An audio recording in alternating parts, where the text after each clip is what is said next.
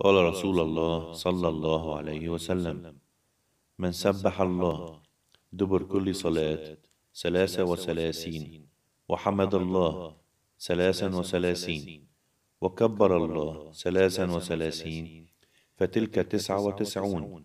وقال تمام المائة: لا إله إلا الله وحده لا شريك له، له الملك وله الحمد وهو على كل شيء قدير، غفرت خطاياه وإن كانت مثل زبد البحر.